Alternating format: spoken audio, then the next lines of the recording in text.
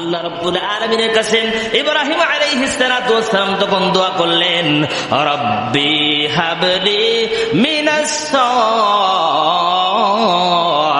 সালিহিন। আল্লাহু আকবার। আমার ভাইরা, আমার বন্ধুগণ, আমার বাবাজি, ইব্রাহিম আলাইহিস সালাতু ওয়াস সালাম আল্লাহ তাআলার কাছে দোয়া করলেন, আল্লাহ তুমি আমাকে একজন নেককার সন্তান দাও। হে আমার পালনকর্তা, হে আমার রব, আপনি আমাকে একজন নেককার সন্তান দেন, একজন ধৈর্যশালী একজন সন্তান আপনি আমাকে দান করুন।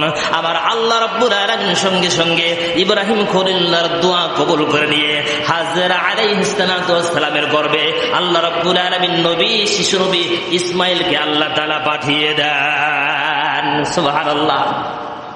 কথা কি বুঝেন আপনারা? আমার ভাইরা, আমার বন্ধুগণ, আমার বাবাজি, হাজরার পেট থেকে যখন ইসমাইল আলাইহিস সালাতু ওয়াস সালাম জন্মগ্রহণ করলেন, আমার আল্লাহ রাব্বুল আলামিন ইব্রাহিমকে প্রথম পরীক্ষা করতে চাইলেন। এই মাসের ঘটনাগুলো আপনাদের সামনে বিস্তার করে বলতেছি। হযরত ইব্রাহিম খলিলুল্লাহকে আল্লাহ রাব্বুল আলামিন পরীক্ষা করতে চাইলেন। ইব্রাহিমকে ডাক দিয়ে বললেন, ইব্রাহিম তুমি আমি আল্লাহ তাআলাকে বেশি ভালোবাসো নাকি তোমার সন্তানদেরকে বেশি ভালোবাসো, এটা আমি একটু দেখতে চাই। আমার ভাইরা, আমার বন্ধুগণ, আমার বাবাজি, ইব্রাহিম আলাইহিস সালাতু ওয়াস সালামকে ডাক দিয়ে বললেন, ইব্রাহিম তোমার কলিজার টুকরা সন্তান আর তোমার বিবি হাজেরা দুইজনকে ওই মরুর প্রান্তে নির্বাসনে তোমাকে রেখে আসতে হবে বলে। আল্লাহু আকবার। হযরত ইব্রাহিম আলাইহিস সালাতু ওয়াস সালাম একবারের জন্য বললেন না, আল্লাহ কেন রেখে আসবো, কি কারণে রেখে আসবো, আমার কি কোনো ভুল হয়েছে যে এই কারণে আপনি আমাকে রেখে আসার জন্য বলতেছেন?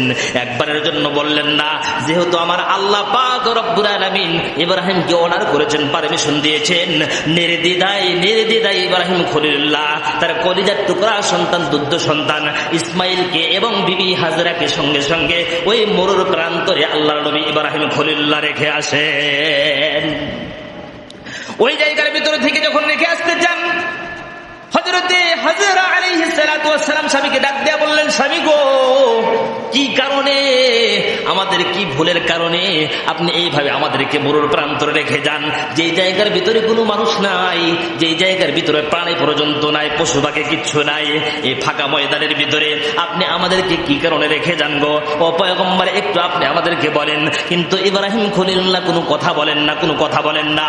এবার হাজরা আলাইহিস সালাতু ওয়াস সালাম শুধুমাত্র ডাক দিয়ে বললেন, পয়গম্বর আপনাকে অন্য কিছু বলতে হবে না, এতটুকু শুধু আপনি আমাদেরকে বলে দেন গো পয়গম্বর, আপনি কি আপনার কারণে আমাদেরকে এই জায়গার ভিতরে রেখে যান, নাকি আমার আল্লাহ রাব্বুল আলামিন পারমিশন দিয়েছেন এই জন্য আপনি আমাদেরকে রেখে যান?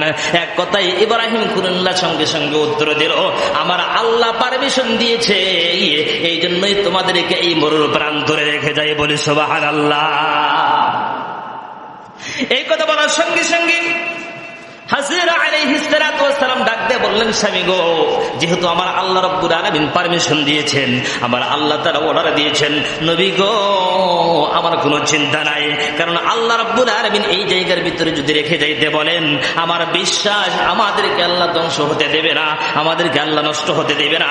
আমার আল্লাহ রাব্বুল আলামিন আসমান থেকে আমাদেরকে পাহারার ব্যবস্থা করবে। মারহাবা। হযরত ইব্রাহিম খলিলুল্লাহ কিছু খেজুর আর কিছু পানি দিয়ে বিবি হাজরা আলাইহিস সালাতু ওয়াস সালামকে ওই জায়গার ভিতর থেকে যখন চলে আসলেন, আসার পরে 4-5 দিনের ভিতরে খেজুর শেষ, পানির বোতলাও শেষ, সবকিছু শেষ যখন হয়ে যায়, বিবি হাজরা আলাইহিস সালাতু ওয়াস সালাম তার সন্তান, কলিজার টুকরা সন্তান দুধ পায় না, কিভাবে তার সন্তানকে বাঁচাবে চিন্তায় বিবর হয়ে গেলেন। বিভিন্ন জায়গায় দৌড়াদৌড়ি করা শুরু করে দিলেন। কিতাবের লেখক লেখেন, একবার সাফা আর মারওয়া যেই জায়গার ভিতরে এখন আমরা দেখতে পাই, হাজিরা যখন হজ করতে যায়, ওই জায়গার ভিতরে সাফা এবং মারওয়া যেই জায়গার ভিতরে আছেন, হাজরা আলাইহিস সালাতু ওয়াস সালাম দৌড়াদৌড়ি যখন আরম্ভ করে দেয়, আমার আল্লাহ রাব্বুল আলামিন হাজরার দৌড়াদৌড়িটাকে এত বেশি পছন্দ করেছেন, হাজরার দৌড়াদৌড়িটাকে আল্লাহ রাব্বুল আলামিন হাজীদের জন্য আল্লাহ তাআলা সাফা মারওয়া করে দিয়েছেন। বলি সুবহানাল্লাহ। পৃথিবীর যেই প্রান্ততে হোক না কেন, যেই দেশ থেকে যত মানুষ ওই হজ করবার জন্য সেই জায়গার ভিতরে যাক না কেন, প্রত্যেকটা হাজীদের কাজ হলো, তাদের আহকাম হলো, যতক্ষণ পর্যন্ত সাফা এবং মারওয়া তওয়াফ না করবে, একজন হাজীর হজ আমার আল্লাহ রাব্বুল আলামিন কবুল করবে না। সুবহানাল্লাহ। সাফা মারওয়া যখন দৌড়াদৌড়ি করে হাজরা আলাইহিস সালাতু ওয়াস সালাম যখন কোনো পানি পাইল না, কোনো খাবার যখন পাইল না, হাজরা আলাইহিস সালাতু ওয়াস সালাম দৌড়াইয়া শিশু নবী ইসমাইল আলাইহিস সালাতু ওয়াস সালামের কাছে চলে আসলেন। আসার পরে তাকায় দেখেন শিশু নবী ইসমাইল আলাইহিস সালাতু ওয়াস সালামের পা দ্বারা আঘাত লেগে, মাটির সাথে পা দ্বারা আঘাত লেগে ইসমাইলের পাশ দিয়ে জমিন ফেটে ওই জায়গার ভিতর থেকে পানি বের হয়। সুবহানাল্লাহ। এই দৃশ্যটা দেখার পরে অবাক হয়ে গেলেন। তিনি ছোট্ট মানুষ, এই ছোট্ট মানুষের পা দ্বারা আঘাত হয়ে জমিন ফেটে কিভাবে এইভাবে পানি বের হয় আমার তো বুঝে আসে না।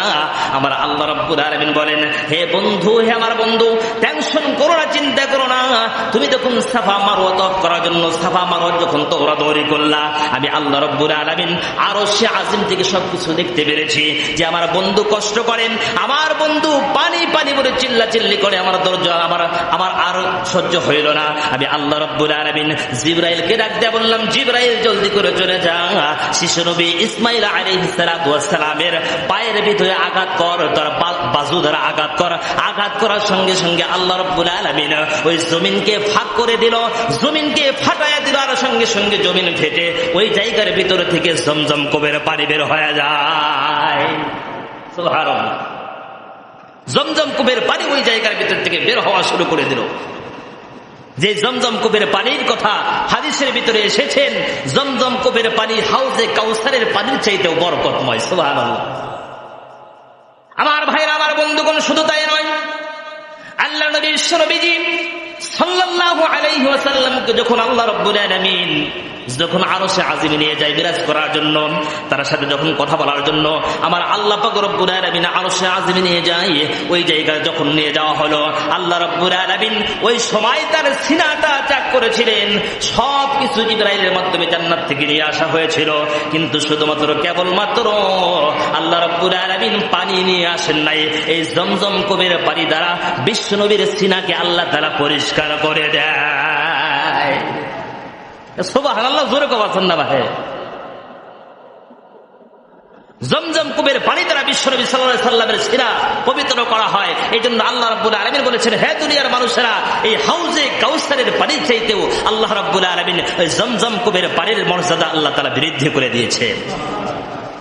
শুধু কি তাই নয়, জমজম কূপের পানির ভিতরে পানিও যেমন আছে, খানাও তেমন আছে। দুনিয়ার সব পানি খেলে আমাদের ক্ষুধা নিবারণ হয় না, তৃষ্ণা নিবারণ হয়, কিন্তু শুধুমাত্র কেবলমাত্র জমজম কূপের পানি খেলে ক্ষুধাও নিবারণ হয়, তৃষ্ণাও নিবারণ হয়ে যায়। সুবহানাল্লাহ। তারপরে হাদিসের ভিতরে বলা হয়েছে, কোন আল্লাহর বান্দারা যদি এই জমজম কূপের পানি যদি কোন নিয়ত করে পান করে, আল্লাহ রাব্বুল আলামিন তার নিয়তকে পুরো করে দেয়। সুবহানাল্লাহ। এই জমজম কূপের পানির দাম এত বেশি। আমার ভাইরা, আমার বন্ধুগণ, আমার বাবাজি, একটা পরিবারের ভিতরে তিনজন মানুষ ছিল। হযরত ইব্রাহিম খলিলুল্লাহ, তার স্ত্রীর নাম হাজরা আলাইহিস সালাতু ওয়াস সালাম, সন্তানের নাম হচ্ছে ইসমাইল আলাইহিস সালাতু ওয়াস সালাম।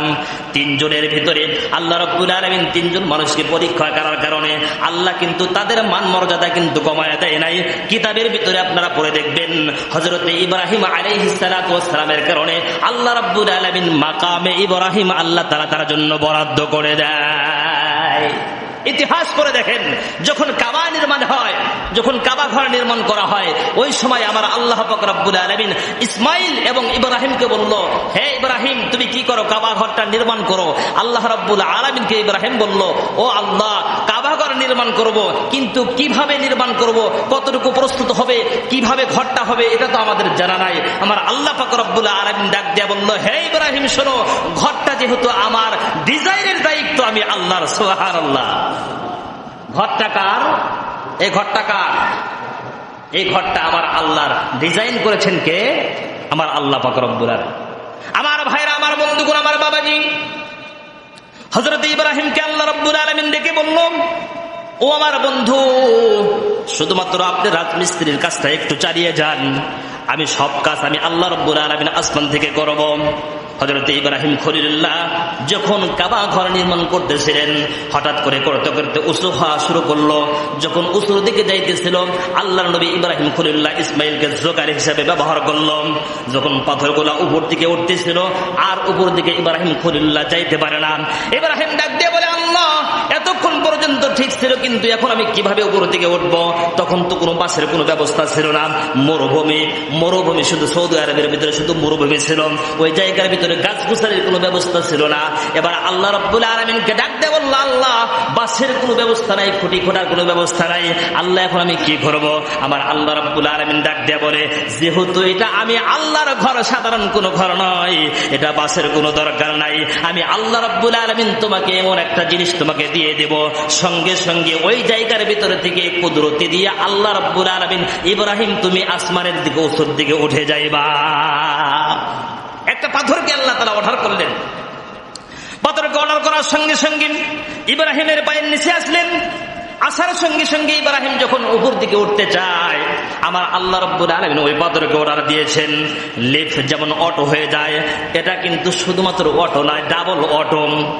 যখন মাত্র ইব্রাহিম খলিলুল্লাহ উপর দিকে উঠতে যায়, সঙ্গে সঙ্গে কোনো টিপ দিতে হয় না, বোতামে কোনো চাপ দিতে হয় না, আল্লাহর কুদরতে উসুর দিকে আল্লাহর পয়গম্বর ইব্রাহিম উঠে যায়।